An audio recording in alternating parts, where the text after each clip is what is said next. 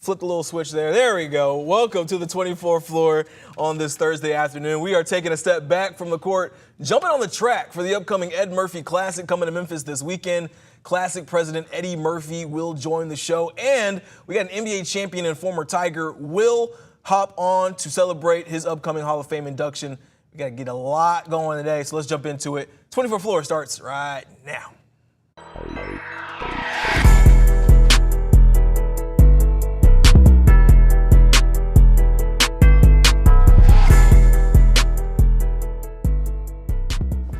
Joining me on the show today, it is Mr. Eddie Murphy, president of the Ed Murphey Classic, the annual track meet that comes to Memphis every summer.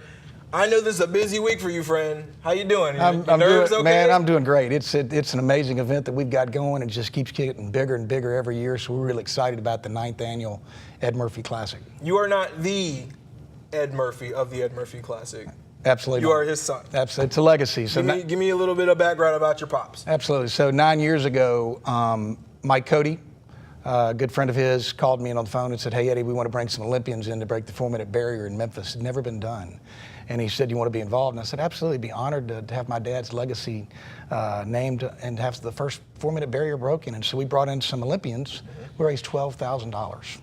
We brought in some Olympians, and we brought in some 1,500 meter for the women.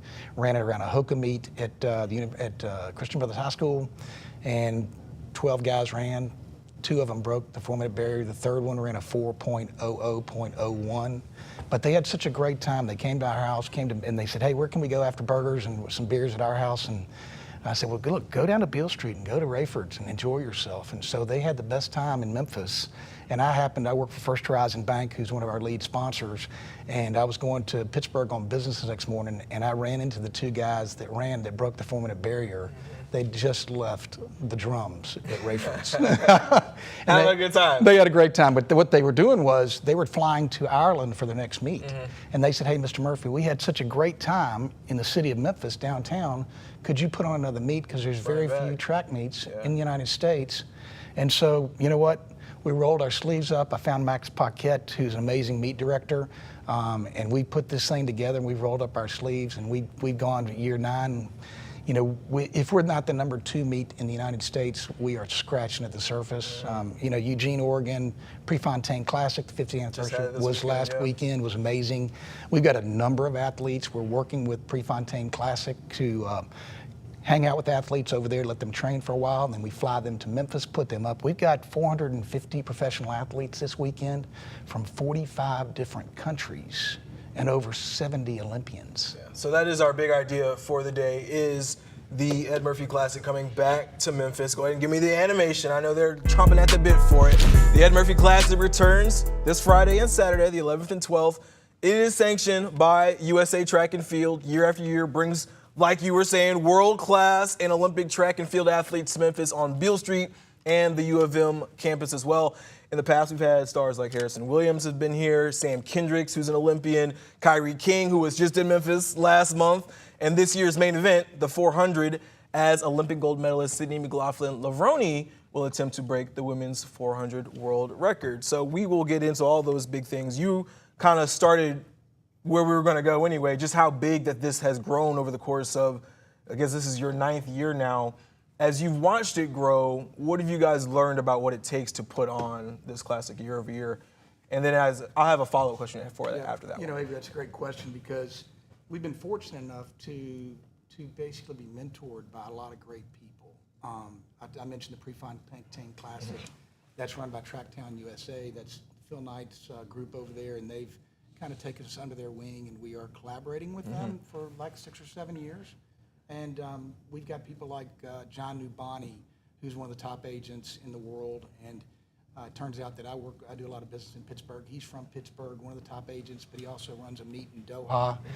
We have it's a little God wink. It always takes something to make something really special. And in Memphis, he and I have a connection from a bank that I dealt with, who was also a lawyer, the president.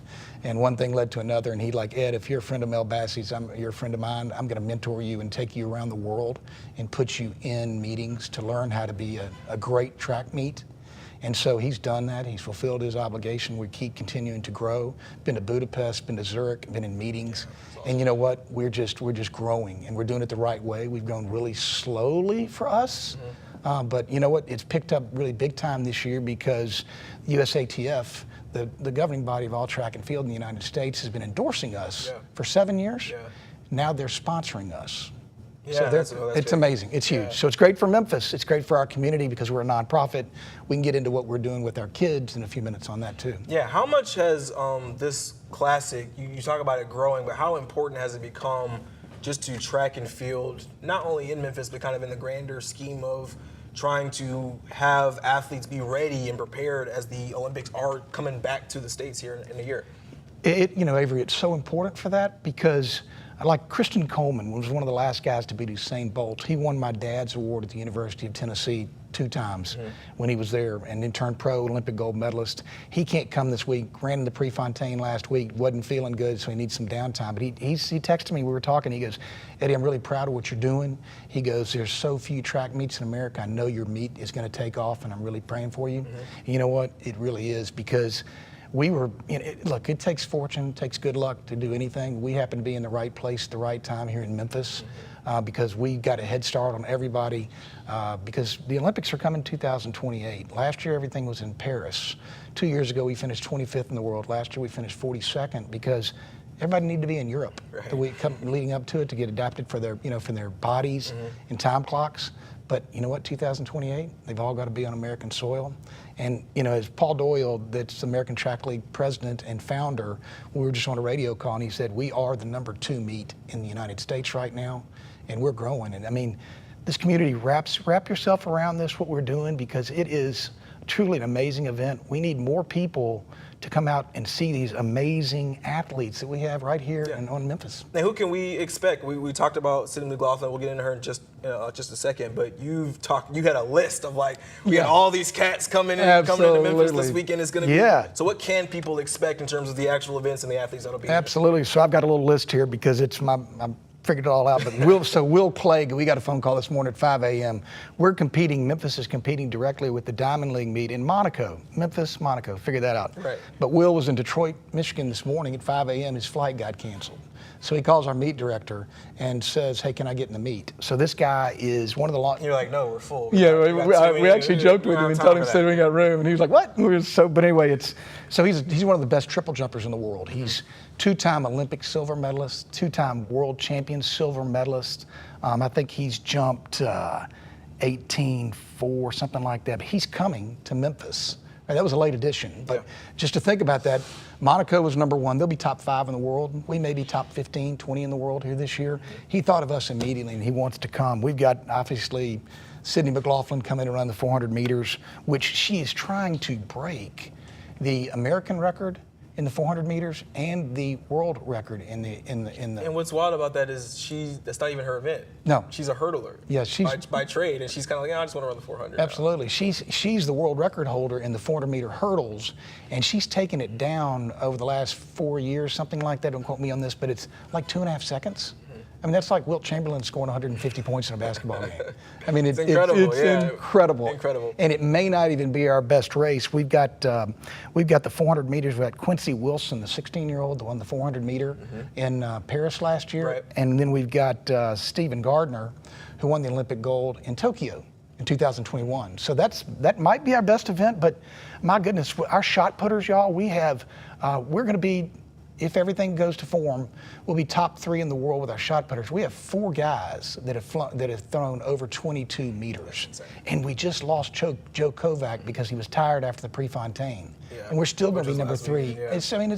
It's amazing what's coming on down here. It's amazing. And we talked about Harrison Williams.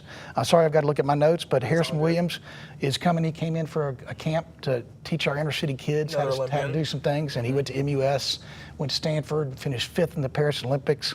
And he and I were talking 2 years ago about him coming. And he couldn't come because of the Olympics, but he finally got him here to come to give back to our youth in the community. And I said, Harrison, what do you need? And he goes, Eddie, we're 2.5 weeks before the U.S. Championships. And he goes, I don't need a full decathlon, but I can bring you the best in the world for whatever we need to decide. And they decided on 3 events. So we're having a triathlon. It starts at 6:30. It'll run all night. We got Harrison Williams, USA champ.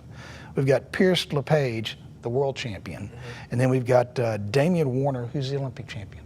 Yeah, it's incredible that you can bring all these guys, champions, Olympians, world-class athletes. They come to Memphis. Not only are they coming and they're able to compete, but they're also being able to check out your city, right? And that's just kind of one of those things where it always becomes a really good thing for the city of Memphis in terms of visibility, right? And kind of changing some of those narratives that we know that Memphis tends to get. Jumping into... Well, real quick, go ahead. Yeah, sure. Stacks and Son Studio. I mean, don't play. Memphis, I mean, I know we beat ourselves up quite a bit, but we were invited to this party by the athletes because they love Memphis. Yeah. Let's just stick with that narrative right there, and let's just go forward from there. That's amazing to me. It is. The debris headliner this year is Sydney McLaughlin-Lavroni. She's coming this year, gold medalist, record holder in the 400-meter hurdles. Like you said, doesn't sound like she's running the 400 hurdles, but she wants to run that 400 meters. Why do you think it is that she's kind of locking in on that? So there's very few athletes ever in the history that have won 2 events in the Olympics and held the world record. And so she already dominates the 400 hurdles. Okay. So she wants to dominate the 400 meters. I mean, she ran 49 something at Prefontaine and wasn't happy.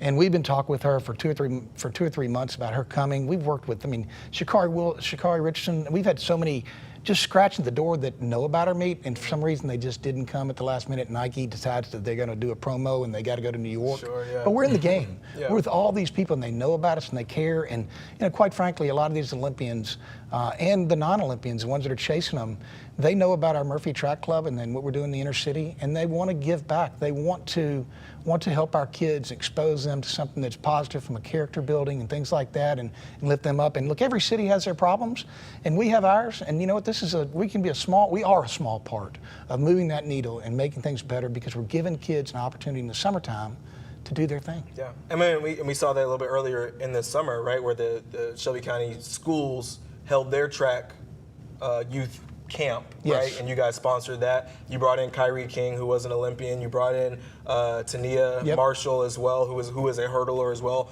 on the 100 meters. And it was so cool to allow those kids to kind of, you see how wide their eyes are for those who are following the sport, and they realize who just walked through the gate. And they're learning. You can see their wheels turning and they're asking questions. And then they had a chance to run in front of them, right? Absolutely. And that just kind of felt like it meant the world to those kids. And it is cool that you are bringing this sport a lot more visibility in Memphis because we have Olympians who've come out of this city, right? And I think that's one of the coolest things that we've been able to do, or this city has been able to do. I say we, like I'm the one who's done anything, but as you are looking forward to this weekend, what's kind of the thing that you're hoping stands out the most? Before we go there, let's talk about the Murphey Track Club there, or what we've done. So India Weaver, the athletic director at Memphis Shelby County Schools, is an amazing individual. Rod Richmond, superintendent, amazing individual. They care about our kids. India and I have been working together for 9 years. 3 years ago, we found out that the Shelby County school system has a summer program for football, basketball, baseball, cheerleading. They didn't have a track and field. And I said, India, can we put it on? So we did it 3 years ago. We brought in Olympians every year. We do brown skin yoga. Coming through COVID, kids have issues. Because it's all inner-city schools. It's all Memphis Shelby County schools. And just to be able to do that and provide an opportunity for those kids for 3 years now, absolutely love it. 85, 110 kids, 120 kids. It keeps growing because, we just need to get the word out that this is here. Yeah. And then the kids, they're in the Shelby County camp. It's a 1 week intensive from 8 to 1. And the Murphey Track Club, we're this year at Halley Stadium, we're at Raleigh, Egypt, and we're at Cordova High School. And so we're Monday, Tuesday, Thursday from 5:30 to 7:15. And so the kids in the Memphis Shelby County schools get exposed to it. We don't need a champion. We just move, just get moving. And we care about you. If you want to just come out and we provide we provide everything for them. We great looking uniforms, good stuff. Got our tiger blue and the big orange on there, and we're just lifting those kids and giving them an opportunity and looking forward to helping move the needle in the city a little bit. For sure. It's wonderful. For sure. Well, that will be something you guys continue to do throughout the summer. Ed Murphey Classic will be Friday and Saturday. Tell people how they can get involved, how they can get tickets, all that good kind of stuff before we let you go. Absolutely. So we've got some Olympians Friday night on Beale Street. We're going to start at 6 o'clock. We actually added a couple years ago the Murphy Mile. So if you're a community and you're a runner and you want to come run a mile, go sign up on edmurphyclassic.com for the race. That's at 6 o'clock, and then after they run, then we'll have pros running around the cobblestones. They'll start and finish on Beale Street right there by Alfred's. And then when they're done, we'll start the women's pole vault, and we'll have some of the top athletes in the world coming in for the women. And when they're done, we have some of the top men in the world coming in pole vault right there on Beale Street. That's something you don't want to miss. That is such a cool thing to see on Beale It is Street. really cool. It's I was talking to John Shivers, who runs Beale Street Association. We had 21,000 people there last year, and that's all over Beale Street, but not necessarily just for the pole vault, but the weekend before it was like 11,000 people. So it is really something special to come out and watch these kids. As a beautiful sunset right there on Beale. It's all lit up. It's a spectacle. It's a good time, something you don't want to miss. This is Eddie Murphy, son of the Ed Murphy of the Ed Murphy Classic. That'll be Friday and Saturday this weekend, something you don't want to miss. Be there at Beale Street on Friday and the U of M campus on Saturday. Mr. Murphy, we appreciate it, and Avery, best of luck this weekend. We'll look forward to seeing you guys. Man, I appreciate the opportunity. Appreciate you. Of course, of course. We got to take a little bit of a break, but there are more discussions to come. When we come back, we talk to a Memphis Tiger who will be a bona fide Hall of Famer next month. William Bedford Jr. joins the show on the other side of the break. Stay around. On Weather Impact Alert Days, stay informed, prepared, and connected with ABC 24 and 24+. Coverage that alerts you to what's coming and how it will impact you. Watch extended weather coverage on 24+. The 24+ TV app. Streaming 24/7. Local news from the team you trust on your time. Rain showers through the day today, and we're starting. Track how the weather will impact your day. Rain coming in tonight into tomorrow. Extended, continuous coverage of breaking news, live from the scene. Go deeper with in-depth interviews and exclusive reporting. All the local news you need, live or on demand. 24+. Complete coverage of your local news, weather, and more. Here comes our first batch of rain. Some severe thunderstorms and even several tornado warnings. I think the bigger issue is going to be the wind gusts. So you start getting some branches knocked around. You could definitely see some power outages today. Those storms could pack a punch. It's not just the thunderstorms, it's the fact that this low pressure is so strong. It's how big that storm system was. On Weather Impact Alert Days, stream extended coverage on 24+. Download on your TV and watch for free. When news breaks, watch 24+. See the story as it's happening. Be on the scene, faster than ever before. Live updates from the team you trust. Stream breaking news on 24+. Download free on your TV now. Morant and Kool-Aid announced a collaboration on his Ja 2s, the Ja 2 Kool-Aid colorway, also known as the Mixed Berries colorway. Morant gifted pairs of that colorway to the Jet Academy at the Nike EYBL AAU tournament at the Memphis Sports and Events Center this weekend. But they are not the only ones. Drew Hill was also gifted a pair of Ja 2 Mixed Berries. This is by far the best promotional item that has ever been sent. Go ahead and bring them out. Let's bring them out. Let's see what we. So first of all, in the top, we gotta appreciate the oh yeah. Oh here. yeah. And I also want to say to Kool-Aid, by the way, I hadn't drank Kool-Aid in like 15 years. After these showed up, I went. They put some packets in here. Packs? Yeah, I went and made Kool-Aid, and it was just as delicious as it was when I was younger. You obviously are a Melrose alum yourself. What would you say about the talent from the track side of things that can come out of Memphis? We talk so much about the basketball talent that comes out of this town, but from a track perspective, what do you see as you do this year after year?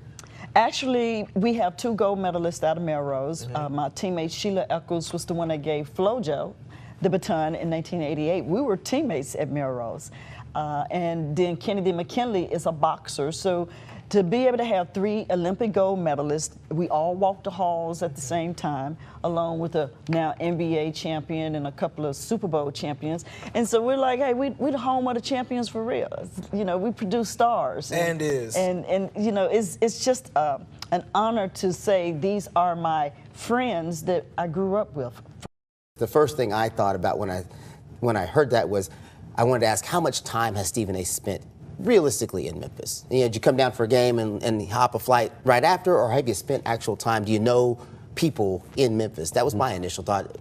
What was your initial thought about just him himself making that comment? Yeah, he wasn't really relatable to the city, and exactly what you said. Maybe he hasn't been around, because a lot of Southerners in this part, are a lot of rich, loving type people. We put our arms around anybody who comes to this city. I've been so many places, around the country, and there's not hospitality like it is in Memphis. So of course, when you hear that initially, if you're from Memphis, if you're raising a family in Memphis, it's going to be a little offensive.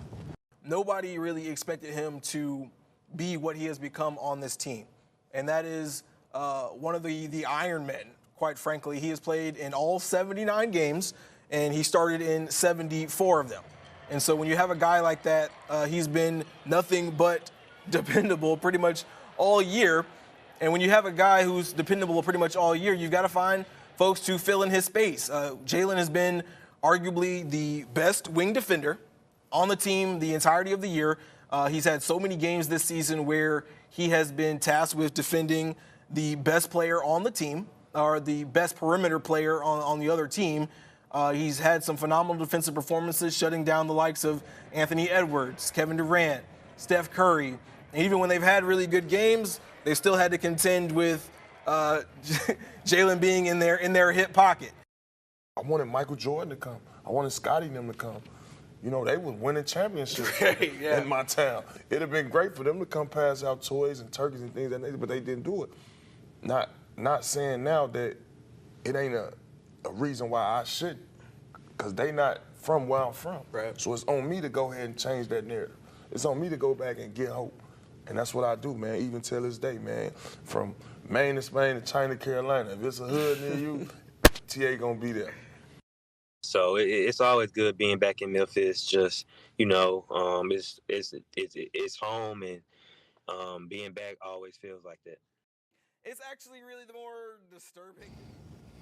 Now joining me on the 24th floor, a homegrown Hall of Famer, Mr. William Bedford Jr., a former Memphis Tiger and NBA champion with the Detroit Pistons. Mr. Bedford, we appreciate you joining the show, man. You might be the biggest celeb we've had on thus far. I don't know. We only got you talked about Rochelle Stevens. She's an Olympian, so she's up there, gold medalist. But Hall of Famer, man, that's big time.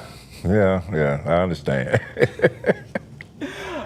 For those who are unfamiliar with your game, we're going to pull up this full screen and give them your resume real quick. Bedford is a Memphis native, an alum of Melrose High School, went to the University of Memphis where he's a third-team All-American in 1986, also was a member of the Tigers team that went to the 1985 Final Four, still 26th all-time in points on the scoring list, 4th all-time in blocks.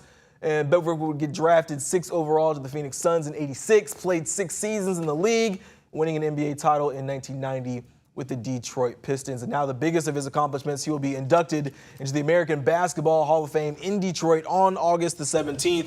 I know that's something you've certainly been looking forward to.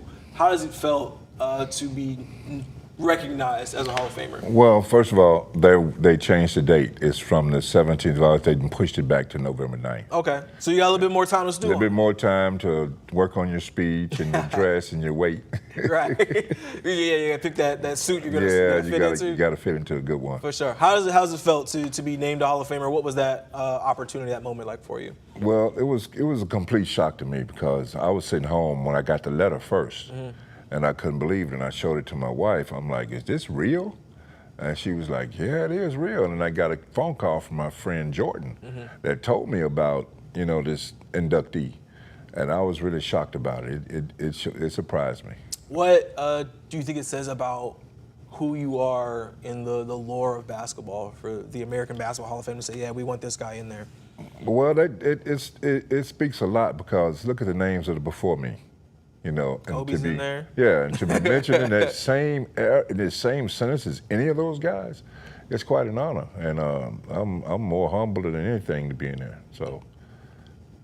You have been a long and storied career. Obviously, a lot of it kind of stems from your time with the Tigers, right? Being a third-team All-American. What was it like for you, and what kind of pride does it give you to be somebody who is from Memphis to have played for the University of Memphis and accomplished so much? Well, I mean, I'm like you said, I'm from here, and I love my town. I love this city. Basketball is great here. You know, my experience of playing over at University of Memphis was some of the best times of my life. You know, and like you know, it's Memphis State in my time, but it was just wonderful to be there. You know, and the guys that was playing on the same team, we all was from Memphis. You know, the whole team. So, I mean, it was just a wonderful feeling to have that group of guys to be that part and feel like family. Yeah. Take me through that 1985 season. You guys go to the Final Four.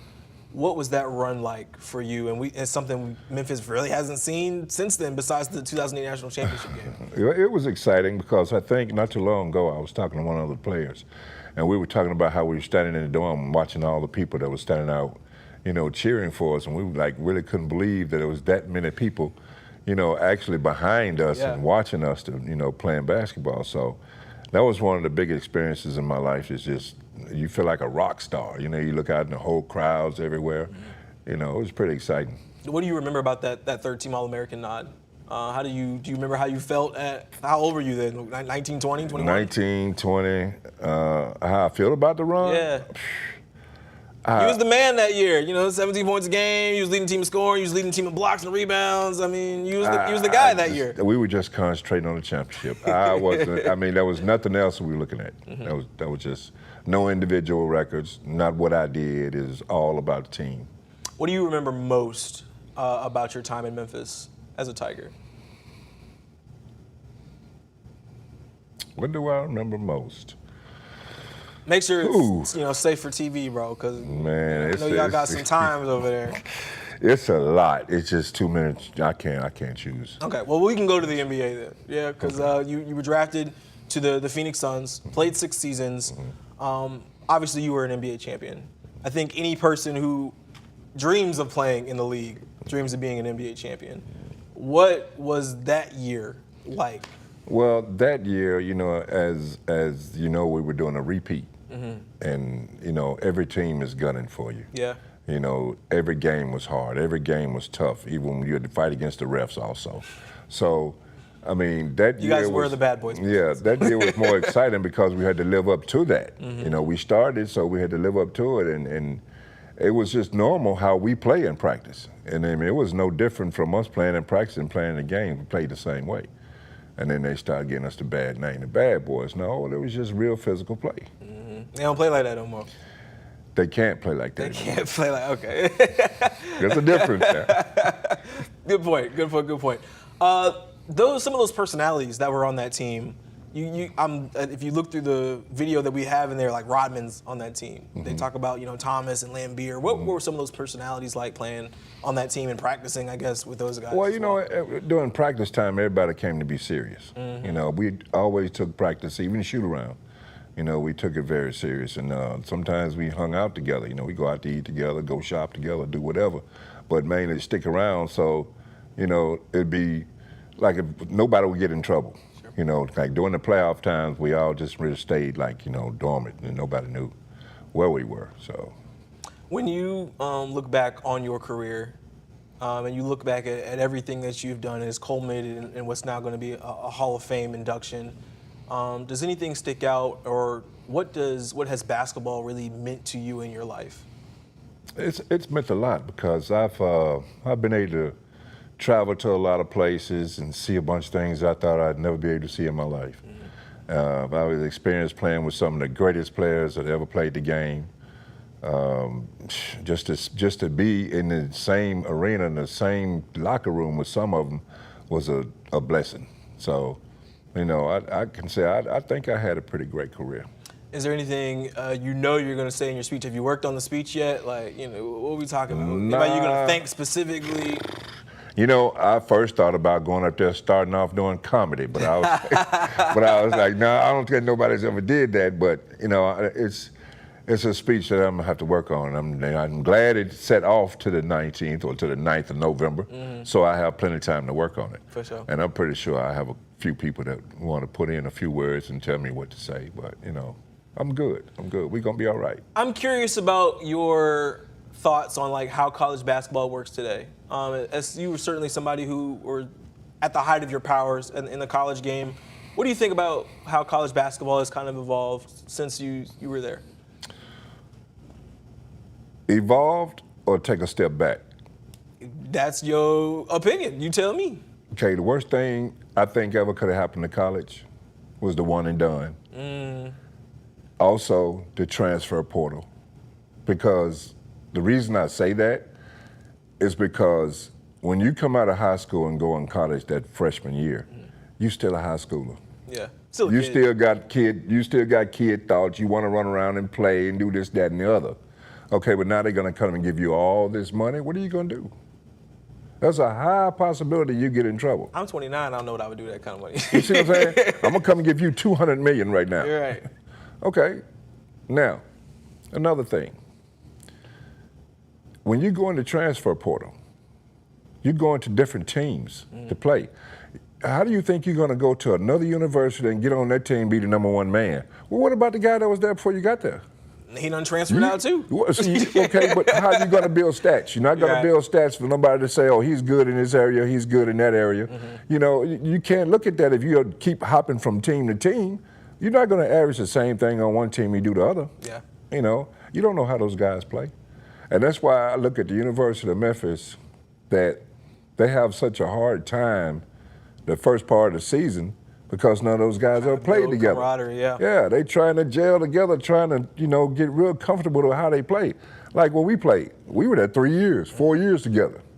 So we were in tune with how each other played because we played against each other in the summertime and we played during regular season. For sure. What do you think about how Penny has taken on a lot of what's happened in the college basketball world and led the Tigers? I'm telling you, Penny has done a phenomenal job with the situations he's been in. I don't even think I could have been through that. I don't think I could have done it. I take my hat off to him because, you know, if you can take, not just taking the basketball, but taking the attitude and how the other guys, you know, get along. You know how when some guys come places, you know, they're at the point to where, hey, I'm the man, I'm gonna be this, he'll be the way. I'm not gonna share anything with you. Okay, how are we gonna be a teammate if we're not sharing? You know what I mean? Right. And he has different attitudes to deal with, different personalities to deal with, you know, all on one team. Yeah. You know, and he's never seen, he's never coached these guys before, these guys never played together before. That's a hard thing to do. Sure. Well, I appreciate your opinion on so many things, and I want to say congratulations on your induction into the American Basketball Hall of Fame. Thank you. Which will be on November the 9th. November now, the 9th. Not August the 19th. The host got it wrong. November the 9th. Mr. Bedford, look forward to seeing you in your speech and what you got cooking in a couple months. Thank you. We're going to take a little bit of a break. When we come back, golf will be back in Memphis next month, and the #1 golfer in the world is ready to take another swing at the FedEx St. Jude Championship. That's next. On Weather Impact Alert Days, stay informed, prepared, and connected with ABC 24 and 24+. Coverage that alerts you to what's coming and how it will impact you. Watch extended weather coverage on 24+. The 24+ TV app. Streaming 24/7 local news from the team you trust on your time. Rain showers through the day today, and we're starting. Track how the weather will impact your day. Rain coming in tonight into tomorrow. Extended, continuous coverage of breaking news, live from the scene. Go deeper with in-depth interviews and exclusive reporting. All the local news you need, live or on demand. 24+, complete coverage of your local news, weather, and more. Here comes our first batch of rain. Some severe thunderstorms and even several tornado warnings. I think the bigger issue is going to be the wind gusts. So you start getting some branches knocked around. You could definitely see some power outages today. Morant and Kool-Aid announced a collaboration on his Ja 2s, the Ja 2 Kool-Aid colorway, also known as the Mixed Berries colorway. Morant gifted pairs of that colorway to the Jet Academy at the Nike EYBL AAU tournament at the Memphis Sports and Events Center this weekend. But they are not the only ones. Drew Hill was also gifted a pair of Ja 2 Mixed Berries. This is by far the best promotional item that has ever been sent. Go ahead and bring them out. Let's bring them out. Let's see what we. So first of all, in the top, we gotta appreciate the yeah. And I also want to say to Kool-Aid, by the way, I hadn't drank Kool-Aid in like 15 years. After these showed up, I went. They put some packets in here. A couple packs, yeah. I went and made Kool-Aid, and it was just as delicious as it was when I was younger. You obviously are a Melrose alum yourself. What would you say about the talent from the track side of things that can come out of Memphis? We talk so much about the basketball talent that comes out of this town, but from a track perspective, what do you see as you do this year after year? Actually, we have 2 gold medalists out of Melrose. My teammate Sheila Eccles was the one that gave Flojo the baton in 1988. We were teammates at Melrose. And then Kennedy McKinley is a boxer. So to be able to have 3 Olympic gold medalists, we all walked the halls at the same time, along with a now NBA champion and a couple of Super Bowl champions. And so we're like, hey, we're the home of the champions for real. You know, we produce stars. And you know, it's just an honor to say these are my friends that I grew up with. The first thing I thought about when I heard that was, I wanted to ask, how much time has Stephen A. spent realistically in Memphis? You know, did you come down for a game and hop a flight right after, or have you spent actual time? Do you know people in Memphis? That was my initial thought. What was your initial thought about just him himself making that comment? Yeah, he wasn't really relatable to the city, and exactly what you said. You know, maybe he hasn't been around because a lot of the Southerners in this part, you know, are a lot of rich, you know, loving type people. You know, we put our arms around anybody who comes to this city. I've been so many places, you know, around the country, and you know, there's not hospitality like it is in Memphis. So, you know, of course, you know, when you hear that initially, if you're from Memphis, if you're raising a family in Memphis, it's going to be a little offensive. Nobody really expected him to be what he has become on this team, and that is one of the Iron Men. Quite frankly, he has played in all 79 games, and he started in 74 of them. And so when you have a guy like that, he's been nothing but dependable pretty much all year.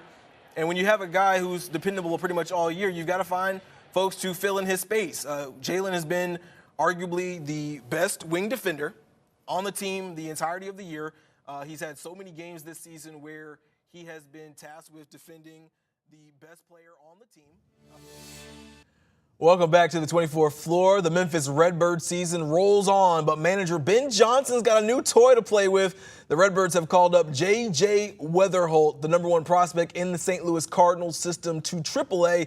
The 2024 #7 overall pick has spent the year in AA, where he was batting .300 with 7 home runs and 34 RBI. He's already got a triple and a home run in 2 games with the Redbirds. We should speak to him in the media this afternoon. More baseball news. 2 Memphis natives are MLB All-Stars this year. Catcher Hunter Goodman is heading to the All-Star game for the first time. The former Memphis Tiger and Arlington Tiger leads all National League catchers in hits, homers, RBIs, and total bases. His 16 home runs and 50 RBI are the most ever by a Rockies catcher before the All-Star break. The Athletics' Brent Rooker is an All-Star on the American League side. The former ECS Eagle and Mississippi State star lead all primary AL designated hitters with 17 home runs and has hit 48 RBI this year. It's Rooker's second All-Star nod. The All-Star game takes place July 15th in Atlanta. That is next week. The Memphis Tigers are up in the ante now in the non-conference. They announced a 4-year home-and-home series with the Baylor Bears starting this winter. Memphis will get the first home contest on December 6th in FedEx Forum, and the teams will play each other through 2029. The Tigers lead the all-time series 6-2. And we're talking hoops now, but next month the FedEx St. Jude Championship returns to Memphis at TPC Southwind, as will one Scottie Scheffler. The world's #1 golfer who won the FedEx Cup last year told reporters at the Genesis Scottish Open that he does plan to return to Memphis for this year's tournament. He finished 4th last season, shooting 14 under par. The Baby Grizz are in Las Vegas for Summer League, but the NBA and the Grizzlies will be making a return to Sin City for the in-season tournament, a.k.a. the NBA Cup. The Grizzlies are in West Group B with the Lakers, the Clippers, Mavericks, and Pelicans. They'll play each other in that group once, and the best record moves on to the single elimination round in Vegas. Group play will be October 31st through November 28th. Coming up, we got to get up out of here, but before we do, it's the best thing I saw this week, and it comes from the A. On Weather Impact Alert Days, stay informed, prepared, and connected with ABC 24 and 24 Plus. Coverage that alerts you to what's coming and how it will impact you. Watch extended weather coverage on 24+. The 24+ TV app. Streaming 24/7 local news from the team you trust on your time. Rain showers through the day today, and we're starting. Track how the weather will impact your day. Rain coming in tonight into tomorrow. Extended, continuous coverage of breaking news, live from the scene. Go deeper with in-depth interviews and exclusive reporting. All the local news you need, live or on demand. 24+, complete coverage of your local news, weather, and more. Here comes our first batch of rain. Some severe thunderstorms and even several tornado warnings. I think the bigger issue is going to be the wind gusts. So you start getting some branches knocked around. You could definitely see some power outages today. Those storms could pack a punch. It's not just the thunderstorms, it's the fact that this low pressure is so strong. That's how big that storm system was. On Weather Impact Alert Days, stream extended coverage on 24+. Download on your TV and watch for free. When news breaks, watch 24+. See the story as it's happening. Be on the scene, faster than ever before. Live updates from the team you trust. Stream breaking news on 24+. Download free on your TV now.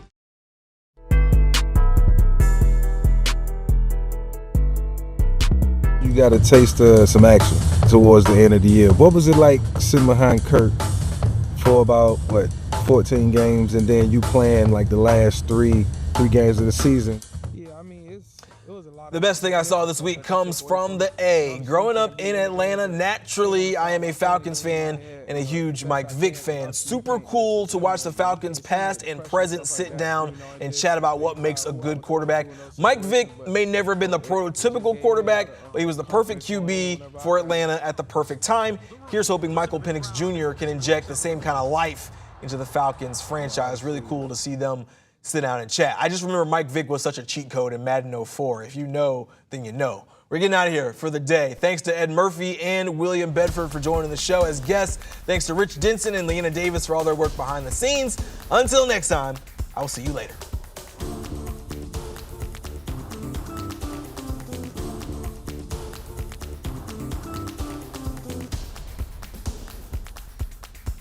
Continue with us and watch free now on the 24+ app every